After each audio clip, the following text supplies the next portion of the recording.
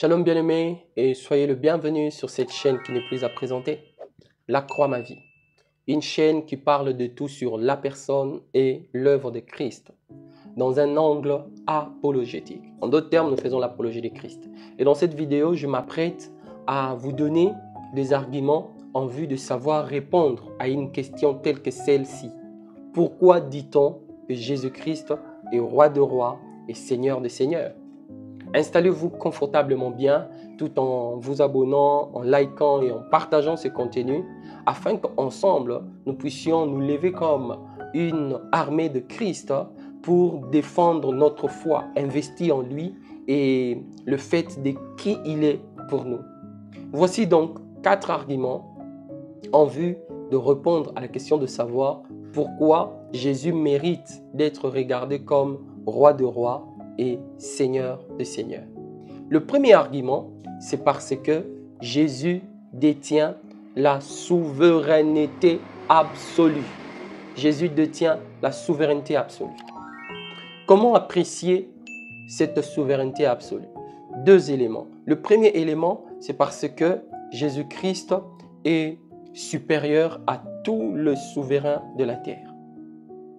Oui, Jésus est supérieur à tous les souverains de la terre. Bien aimé, les titres de roi indiquent que Christ est supérieur à tous les autres rois de la terre. Et sa souveraineté n'est pas limitée par une nation, par une langue, par une culture, par un peuple ou par une religion. Non, non. La souveraineté de Christ n'a pas commencé et donc, conséquence, elle ne finira jamais. Pour vous donner un élément en vue de conforter ce que je dis, je vous ramène dans l'époque de gloire de l'Empire romain. Ça, c'est un exemple historique vérifiable. Précisément à l'époque où Néron, César Auguste ont dirigé de main de fer cet empire. Ils ont brimé le peuple, ils ont tué parce qu'ils avaient le droit de vie ou de mort sur le sujet de l'empire. Ils ont fait tout ce qui leur a semblé bon, mais cette terreur n'a pas pu empêcher un peuple trouvé dans cet empire à proclamer que Jésus est plus grand que Néron, plus grand que César Auguste. Ce peuple s'appelait le chrétien. Voyez-vous bien aimé, le fait de trouver dans cette période de gloire de cet grand empire de terreur, un peuple qui ose dire qu'il y a un plus grand que Néron, un plus grand que César Auguste, c'est une preuve que Jésus est au-dessus de tout le roi de la terre et il le restera pour toujours. Le deuxième élément qui conforte notre argument selon lequel Christ détient la souveraineté absolue, le deuxième élément, c'est le fait que Christ est l'autorité divine. L'autorité divine. Voyez-vous? Bien aimé, on dit que Christ est roi de rois, seigneur des seigneurs.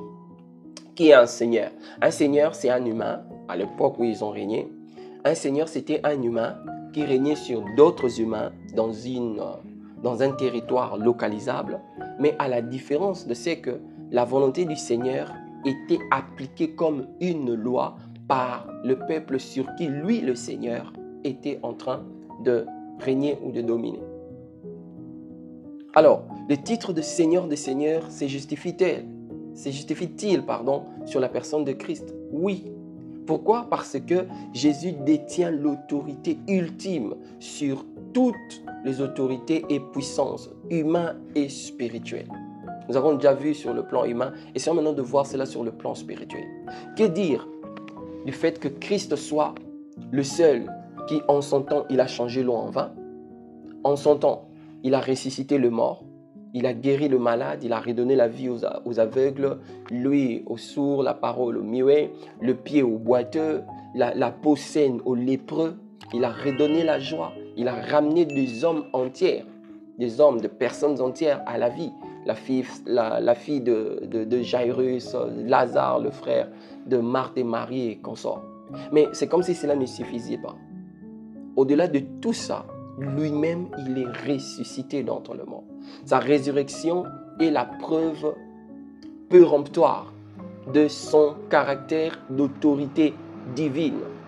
Et la personne qui nous aide à bien comprendre pourquoi c'est là.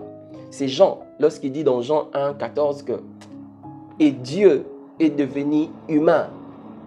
Il dit « La parole est devenue chair », l'incarnation. Voilà ce qui explique, d'un point de vue humain, l'autorité spirituelle de Christ. Vous savez, les gens de son époque ont réclamé en disant « Non, jamais homme m'a parlé comme cet homme ». D'autres ont dit « Non, non, non, non, non ». Les autres font référence à l'autorité de la loi. Mais lui, quand il parle, il exerce l'autorité, car par sa parole, les démons quittent les vies. Voilà le deuxième pilier qui soutient l'argument selon lequel Christ mérite le titre de Seigneur de Seigneurs et de Roi de Rois. C'est le fait que Jésus détient la souveraineté absolue. Allons-y un peu rapidement. Le deuxième argument, la divinité et la messianité de Christ. Bien-aimé, Jésus est de manière incontestable le Fils de Dieu et le Messie promis. Oui, personne n'a pu contester et remporter cette affaire. Il est le Fils de Dieu et le Messie promis. Voyez-vous, les titres de roi de roi et seigneur de seigneur, c'est une manière d'affirmer la divinité de Jésus et son rôle de Messie. Il a réussi à jouer parfaitement son rôle de Messie. Regardez combien il y a eu des occasions pour l'empêcher de mourir. Combien il y a eu des occasions. La femme de Pilate s'est réveillée en envoyant une lettre à Pilate en lui disant « Relâche cet homme, c'est un saint homme de Dieu ». Mais Jésus a eu une attitude qui n'a pas permis que telle démarche puisse s'accomplir. Ça, c'est de 1. De 2, le jour où on vient l'arrêter, Pierre, son propre disciple, il coupe l'oreille d'un soldat du souverain sacrificateur. Ça pourrait être un moyen, une possibilité de voir Christ échouer dans sa mission. Voyez-vous? Mais Christ ramasse l'oreille et il replace cela. C'est comme si ça ne suffisait pas. Quand ils sont venus, posant la question, Jésus leur pose la question, « Qui cherchez-vous » Ils disent, « Nous cherchons Jésus ». Jésus dit, « C'est moi, je suis ». La Bible dit, ils reculèrent et ils tombèrent. Cela s'est fait à plus d'une fois.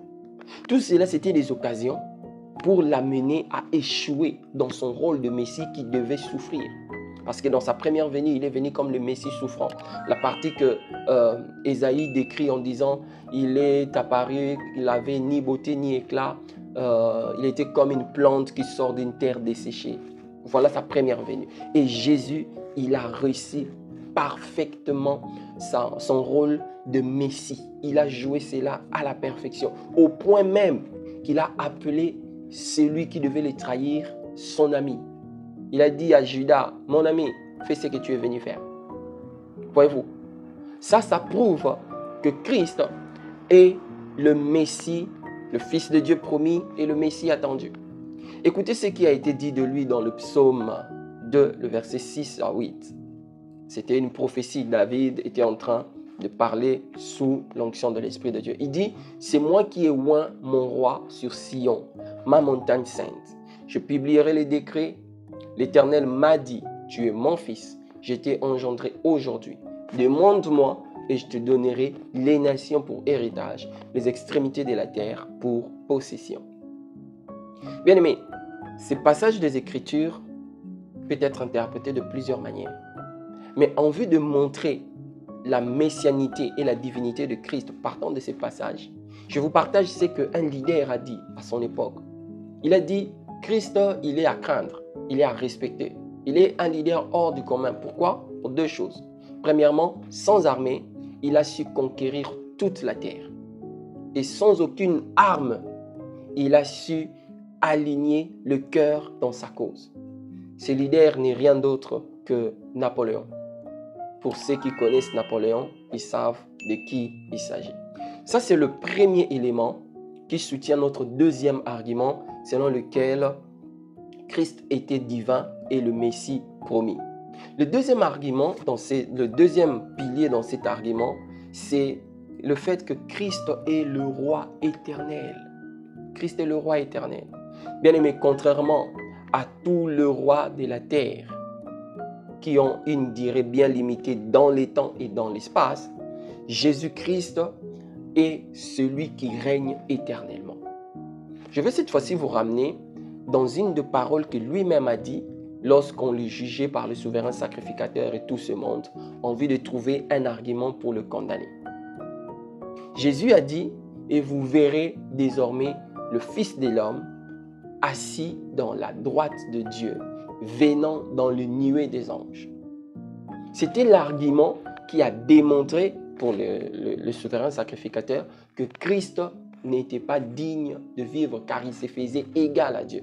En fait, ces paroles que Christ a dit, il appuie ça, ça a été écrit, il n'a fait que réciter la prophétie de Daniel. Nous sommes dans Daniel 7, versets 13 et 14. Suivez bien cette lecture. On dit ceci, « Je regardais pendant mes visions nocturnes et voici, sur le nuée des cieux arriva quelqu'un de semblable à un fils d'homme, un fils de l'homme. Il s'avança vers l'ancien de jour et on le fit approcher de lui. On lui donna la domination, la gloire et les règnes. Et tout le peuple, les nations et les hommes de toute langue le servirent. » Écoutez bien la phrase. Sa domination est une domination éternelle qui ne passera point et son règne ne sera jamais détruit. Sa domination est une domination éternelle qui ne passera point et son règne ne sera jamais détruit. Jésus est le roi éternel. Voilà le deuxième pilier qui soutient le second argument comme quoi Christ mérite d'être regardé comme roi de rois, seigneur des seigneurs à cause de sa divinité, son caractère divin et sa messianicité. Il a réussi à jouer pleinement son rôle de Messie dans sa première venue. Nous l'attendons dans sa seconde venue et nous pouvons déjà commencer à le bénir car il nous a mis du bon côté de l'histoire. Allons-y avec le troisième argument. Le troisième argument, il est constitué de l'impact historique que Jésus-Christ a eu d'une manière globale. L'impact historique. Pour apprécier cet impact historique, je vous donne cela en deux temps. Le premier point, c'est, encore une fois, nous allons rentrer dans l'Empire romain. Cette fois-ci, dans l'époque de l'empereur Constantin. Bien aimé, l'acceptation du christianisme par l'empereur Constantin comme la religion de l'Empire est un exemple qui démontre la reconnaissance de la suprématie de Christ. Ils étaient dans cet empire, comme nous l'avons déjà vu dans le premier exemple, cet empire de terreur, cet empire où l'empereur était inégalé à qui que ce soit. Cet empire où le fait de dire qu'il y a plus grand que l'empereur valait la mort. Mais voilà que dans cet même empire, un empereur qui s'élève, il se dit non, il n'y a pas plus grand que celui-là, il n'y a pas plus grand que Jésus. Ça, c'est une preuve de l'impact historique et je suis même tenté de dire l'impact gouvernemental, politique, l'impact dans le système des nations de ce que Christ mérite d'être regardé comme le roi de rois et le seigneur des seigneurs. Bien aimé, l'empereur Constantin ne s'est pas limité à reconnaître cela de manière verbale. Il a pris une décision. Pour ceux qui veulent vérifier mes dires, allez-y chercher l'édit de Milan. Un édit, c'était une décision à l'époque de Milan. Cette décision a été prise en 313 après Jésus. En 313 après Jésus, le christianisme a été légalisé. Est-ce que ça a été une bonne chose? Certains disent oui, certains disent non. Je vous promets une vidéo, nous allons analyser la décision de cet empereur dans le jour qui vient. Voyez-vous, ça c'est le premier élément dans ce troisième argument qui est relatif à l'impact historique de Jésus. Le deuxième argument, nous trouvons cela à l'époque de la Renaissance et de la Réforme. Bien aimé, pendant la Renaissance et la Réforme, la chose, l'élément moteur qui a conduit cette période de l'histoire, c'était le fait de reconnaître l'autorité de Christ. Nous avons vu cela par le réformateur Luther. Il a reconnu l'autorité de parole de Christ. Et ça a déclenché quelque chose de grand. Ça a déclenché quelque chose de fort. Durant la Renaissance, les hommes sont revenus à la raison par le fait de reconnaître que Christ est Seigneur des Seigneurs. Tout ce que je dis, vous pouvez vérifier cela dans l'histoire. Les encyclopédies de l'histoire sont pleines de preuves de ce que je dis. Allons-y en attaquant le dernier preuve. Quelle est l'implication de tout ce que nous venons de dire? Bien-aimés, reconnaître Christ comme roi de rois et seigneur de seigneurs, cela implique pour nous, pour vous et moi, les chrétiens, premièrement, la soumission et l'adoration. Cela implique que nous devons nous soumettre à Jésus-Christ et l'adorer. Nous devons nous soumettre à Christ et l'adorer. Voyez-vous, reconnaître que Christ est le roi de rois et le seigneur de seigneurs, bien-aimé, cela engage une soumission. Alors arrête-toi un tout petit peu là où tu es. Pose-toi la question de savoir, es-tu soumis à Christ? Est-ce que tu adores Christ? Il mérite ton adoration. C'est un privilège d'adorer les créateurs. Combien il y en a qui adorent des créatures, qui adorent des histoires qui n'existent pas. Mais toi et moi, chrétiens, nous avons ce privilège d'adorer les seigneurs. Ça, c'est la première implication, soumission et adoration. La deuxième implication, c'est l'espérance et la confiance. Bien-aimés, ces titres apportent également une grande espérance. Vous savez, Jésus-Christ est le seul à avoir planté dans nos cœurs l'espérance d'une vie meilleure que celle dans ce corps. Confucius n'a pas fait ça, Mahomet n'a pas fait ça, Bouddha n'a pas fait ça. Aucun président, aucune reine n'a su faire cela. Seul Jésus. Il a planté dans nos cœurs l'espérance d'une vie meilleure après celle dans ce corps. Voyez-vous, bien-aimés, la résurrection de Christ et son règne éternel nous assurent un avenir glorieux. Merci pour votre temps consacré à me suivre. Si vous êtes jusqu'ici avec moi, que Dieu vous bénisse. Écrivez sur la barre de chat « J'y suis ». Je vous prie de partager cette vidéo, de nous soutenir en vous abonnant sur notre chaîne et de liker. Et s'il y a des questions, posez-la. Nous allons y répondre par la grâce de Dieu. Nous n'avons pas la prétention de tout connaître, mais le peu de connaissances qu'il a plu au Seigneur de nous permettre d'acquérir en lisant la Bible et en se cultivant, nous pourrons par sa grâce rencontrer vos préoccupations. Que le Seigneur vous bénisse et shalom dans vos maisons.